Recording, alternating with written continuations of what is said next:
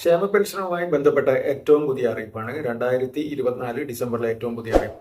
സർക്കാർ രണ്ട് ആഴ്ച മുമ്പ് തന്നെ പ്രഖ്യാപിച്ചിരുന്നു ക്രിസ്മസിന് 2 മാസത്തെ ക്ഷേമ പെൻഷൻ നൽകുമെന്നും ഡിസംബർ 25-ന് മുമ്പായിട്ട് തന്നെ 3200 രൂപ നൽകുമെന്ന് സർക്കാർ പ്രഖ്യാപിച്ചിരുന്നു. അതോടൊപ്പം തന്നെ തദ്ദേശ തെരഞ്ഞെടുപ്പ് കൂടി വരികയാണ്. അരിയേഴ്സ് കൂടി 6400 രൂപ അരിയേഴ്സ് കൂടി പെട്ടെന്ന് തന്നെ കിട്ടാൻ സാധ്യതയുണ്ട്.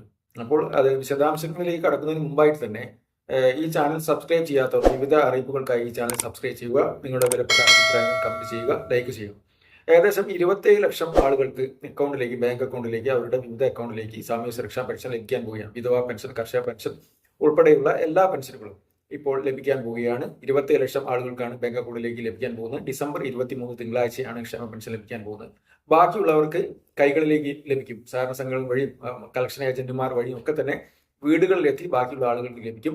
തിങ്കൾ ചൊവ്വ, അതായത് ഡിസംബർ 23, 24 ദിവസങ്ങളിലൊക്കെ ആയിട്ട് തിങ്കൾ ചൊവ്വ ദിവസങ്ങളിൽ തന്നെ 1 മാസത്തെ ക്ഷേമ പെൻഷനാണ്, ഒരു ഗഡു ക്ഷേമ പെൻഷനാണ് ലഭിക്കാൻ പോകുന്നത്. സർക്കാർ, ഞാൻ നേരത്തെ സൂചിപ്പിച്ചത് പോലെ തന്നെ സർക്കാർ നേരത്തെ പ്രഖ്യാപിച്ചിരുന്നു 3200 രൂപ 2 മാസത്തെ ഗഡു ലഭിക്കുമെന്നായിരുന്നു. എന്നാൽ ഇപ്പോൾ കടുത്ത സാമ്പത്തിക പ്രതിസന്ധി മൂലം 3200-ന് പകരം 1600 രൂപ എല്ലാവർക്കും ലഭിക്കുമെന്ന് പൂർണ്ണമായൊരു ഉറപ്പ് വന്നിരിക്കുന്നു. അതോടൊപ്പം തന്നെ കുടിശ്ശിക, ഞാൻ നേരത്തെ സൂചിപ്പിച്ചതുപോലെ പഞ്ചായത്ത് തെരഞ്ഞെടുപ്പ്, കോർപ്പറേഷൻ തെരഞ്ഞെടുപ്പ് ഉൾപ്പെടെയുള്ള കാര്യങ്ങൾ വരുന്നത് കൊണ്ട് തന്നെ കുടിശ്ശികയായ 6400 രൂപ ഉടനെ തന്നെ ലഭിക്കാൻ സാധ്യതയുണ്ട്. കാരണം എന്താ വെച്ചാൽ, ഞാൻ നേരത്തെ പറഞ്ഞ പോലെ തന്നെ തദ്ദേശ തെരഞ്ഞെടുപ്പിലും സർക്കാരിന് ഒരുപാട് പ്രഖ്യാപനങ്ങളുണ്ട്.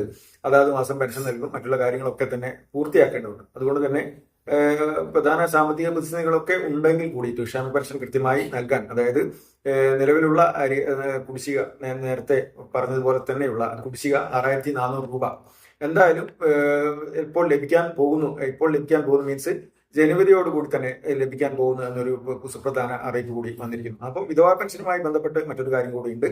60 വയസ്സിന് താഴെയുള്ള ആളുകൾ ക്ഷേമ പെൻഷൻ മുടങ്ങാതെ കിട്ടണമെങ്കിൽ അത് നോൺ റീമാരേജ് സർട്ടിഫിക്കറ്റ്, അതായത് അവിവാഹിതയല്ല എന്ന സർട്ടിഫിക്കറ്റ് കൂടി ലഭിക്കേണ്ടതുണ്ട്. അത് ജനുവരിക്ക് മുമ്പായിട്ട് തന്നെ, ജനുവരി ഫസ്റ്റ് വീക്കിന് മുമ്പായിട്ട് തന്നെ കൊടുത്താൽ മാത്രമേ ജനുവരിയിൽ വീണ്ടും പെൻഷൻ ലഭിക്കാൻ സാധിക്കും.